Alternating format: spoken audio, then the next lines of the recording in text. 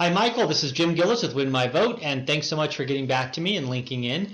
Sorry I don't have my camera on right now, but I'm not in the office, and the background is probably more distracting than it would be helpful. But I did want to talk with you about our site, Win My Vote, which is a free social voter engagement site. It's free to voters, and it's free to groups and organizations, and candidates right now are paying $100 per election.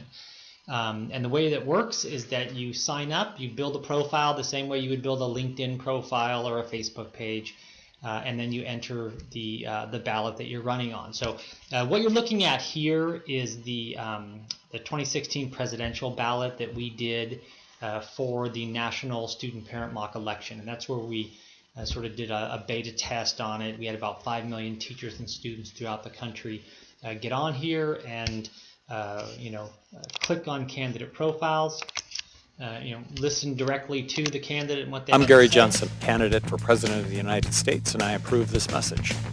I'm Governor Gary Johnson. I'm Governor Bill Weld. I'm running for president. I'm running with him. As the governor of New Mexico, I vetoed wasteful spending 750 times, cut taxes 14 times, and left the state with new high... You can also go down here and see, some other issue statements here that the candidate has built. And I'm in sort of a hybrid mode, so I can edit any page, and that's what a candidate can do to their own page. And they would just click on the edit button. They would retitle this if they wanted to, put text in here, or pictures, or links, or videos, and then they could choose an image or a video for the thumbnail. So this is just that, video is just the share URL from YouTube. And as a voter, I can click on it and listen to it directly. This is Governor Gary Johnson. Government spends too much because it does too much. Government does too many things that could be done better and more efficiently by the private sector. And there are a lot of things that are just wasteful and need to be cut. I will cut the size of government. And they can also see groups and organizations and even individuals that have endorsed this candidate. And they can click through and watch Congratulations on the book. A lot to delve into. Thanks. And we'll get to the book in just a moment. Sure. But I want to ask you about what happened this morning with Gary Johnson. What was your reaction? Much ado about nothing. In what sense? Well, the reason is Gary Johnson supports full withdrawal from the war. I agree with him. So once you've withdrawn... and then with that, they can either favorite the candidate here, or they can go back to their ballot, and they can favorite the candidate here. And when they do that, the candidate moves into the first position, the nameplate turns green, which makes it real easy if you're just on your cell phone or tablet.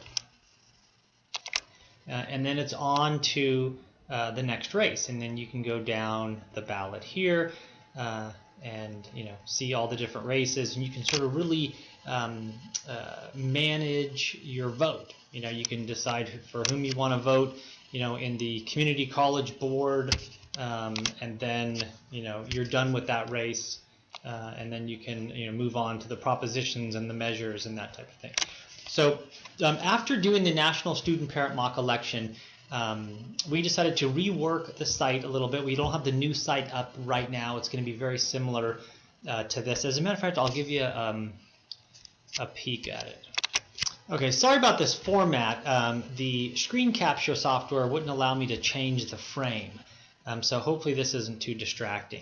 But this is what it looks like. Now it's the profile's a little bit different. You can see the party right on there. You can see the star up here, and then you would click on a candidate, and you would see the candidate profile here, which is designed a little bit different. Sorry about those little notes there. And then you could look at the featured endorsements, and if you wanted to drill down into one of those, you could click on it, and it moves you, right down, into this section right here, which is the endorsement section. And then you can, watch this endorsement, and you can click on other groups and organizations that have endorsed this candidate, or you can go up here and click on the About Me, and you can start, scrolling down and see that, and then you can sorry about that. You can click on the About the Issues or On the Issues, and then choose one of these issues, and you can scroll through those. So it makes it's a little bit more, the candidate profile is a little bit more robust on this new one. There's more information there for the voter, more things that the voter can do. And again, there's the endorsement featured part is a little bit bigger, a little bit more robust. There's more of the featured endorsements displayed on a single page. But I would love to talk with you about you creating your own candidate profile. So right now I have a placeholder. And again, this is the old site, so it doesn't look like this. The ballot page looks different. This page looks different. But the information will be the same. So if you were to create a candidate profile, so here you are there. If you were to create a candidate profile now and just start populating it, when the new one comes out, I'll put that content where it needs to be, and then contact you for additional content, and then you can also update it on your own. So we're really just trying to populate the ballots and get them as robust as possible. The aim of the site is to really level the playing field. In the message back to you on LinkedIn, I mentioned that I had not heard of you. I didn't know that you were running for governor until I saw that podcast, the Rubin Report. And I had been, on the official site. I had been through newspapers. I had been on a couple of other voter information type of sites like League of Women Voters, Ballotpedia. There's one called iPolitics. There's a couple of them out there. And I thought I had everybody on the ballot. And then there you were, extremely articulate, talking about, your run for governor. And, I was thinking that if I haven't heard of you, the average voter stands no chance at all to organize or manage their vote in any way and understand, who the candidates are. They're really beholden to big pay-for-play media. And if that's the case, there's going to be two Democrats that are going to battle it out in November for governor, lieutenant governor, probably senator, right down the line probably.